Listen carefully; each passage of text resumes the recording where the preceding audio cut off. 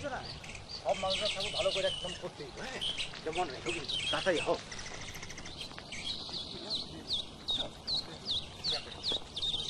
আসসালামু আলাইকুম হুজুর। ওয়ালাইকুম আসসালাম মাস্টার সাহেব, এই কেমন আছেন? আলহামদুলিল্লাহ ভালো আছি। তো এই দলবল নিয়ে কোথায় যাচ্ছেন? কেন আপনি জানেন না? আপনার বন্ধু, মানে আমাদের ওই মাদ্রাসার কমিটির সভাপতি। উনি তো আজকে সকালে মারা গেছেন। ইন্না লিল্লাহি ওয়া ইন্না ইলাইহি রাজিউন। জি, ওনার রুহের মাগফিরাতের জন্য এই কোরআন খতম দিতে যাচ্ছি। মুর্দার প্রেসক্রিপশন? জি জি, কি কি বললেন? বলছি মুর্দার প্রেসক্রিপশন মানে বুঝতে পারলাম না। আপনি তো যাচ্ছেন মরা মানুষের জন্য কোরআন খতম দিতে, তাই না? জি জি, মরা মানে তো মুর্দা, মুর্দা। আর কোরআন খতম যদি হয় প্রেসক্রিপশন, তাহলে কথাটা কি দাঁড়ালো? মুদ্রা প্রেসক্রিপশন। এই, তুই চুপ কর। ওকে ধমকাচ্ছেন কেন? বরং ওকে ধন্যবাদ দিন। আমি যা বলতে চেয়েছি তা আপনি বুঝতে না পারলেও আপনার ছাত্র ঠিকই বুঝেছে। চমৎকার! মুর্দার জন্য 30 পারা কোরআন খতম করতে যাইতাছে। এইটাই তো আমার সিস্টেম।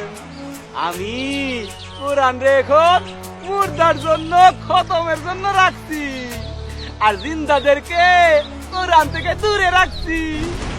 মাস্টার সাহেব, আপনি হলেন এই এলাকার এই মান্যগণ্য একজন শিক্ষক, তাই এতটা সময় নষ্ট করলেন। এই তো আপনার সময়টা কত মূল্যবান। মরা মানুষের জন্য কোরআন খতম দিতে যাচ্ছেন, এ কি যেন তেন বিষয়?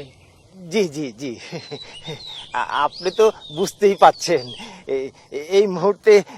যান যান, তবে যাওয়ার আগে আপনার কাছ থেকে একটা বিষয় জানতে চাই। জি বলেন।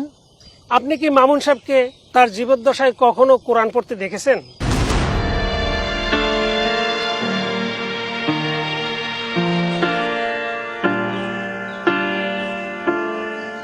জি না মাস্টার সাহেব, আপনি তো মামুন সাহেবকে চিনেন। উনি তো এই কোরআন পড়া জানতেন না, তাই কোরআন পড়তেন না। অথচ টাকার বিনিময়ে কিভাবে কমিটির পদ দখল করতে হয় তা তো ভালোই জানতো। ইয়ে মানে আপনি মামুন সাহেবের বন্ধু, আপনি তো সবই জানেন। এই মানে আপনি যেটা বলতে পারবেন সেটা কি আর আমি বলতে পারবেন না, কিন্তু এটা তো বলতে পারবেন আল্লাহ পাক এই কোরআন নাজিল করেছেন মুর্দার জন্য না জিন্দার জন্য?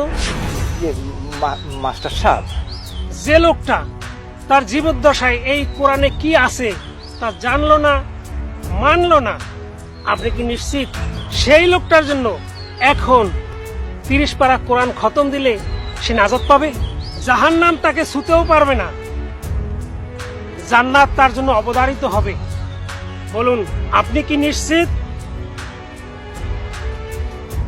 আমি তো জানি এই বেটা জীবিত থাকতে কোরআনে ধরেও দেখে নাই, ছুঁয়েও দেখে নাই, বুঝেও নাই, পড়েও নাই।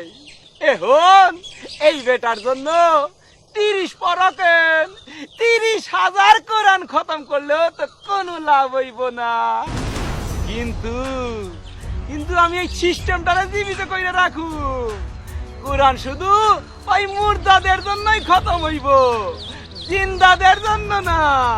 জিন্দারা কোরআন ছুঁয়েও দেখবো না, বুঝা না বুঝা শুধু তেলাওয়াত করবো মাঝে মধ্যে। এই তোমরা ফিরে চলো। আজ থেকে আমরা আর কোনো মুর্দার জন্য কোরআন খতম দিব না।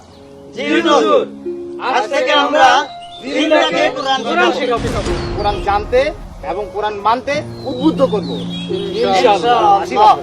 আসি, চলো।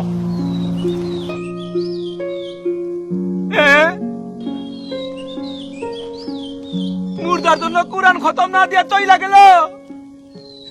এইভাবে যদি মুর্দার জন্য কোরআন খতম বন্ধ হইয়া যায়, তাইলে তো জিন্দারা কোরআন পড়া শুরু করব, আর জিন্দারা যদি কোরআন পড়া শুরু করে তাইলে তো আমার মুর্দা লাগবো, আমার সিস্টেম বন্ধ হইয়া যাইব।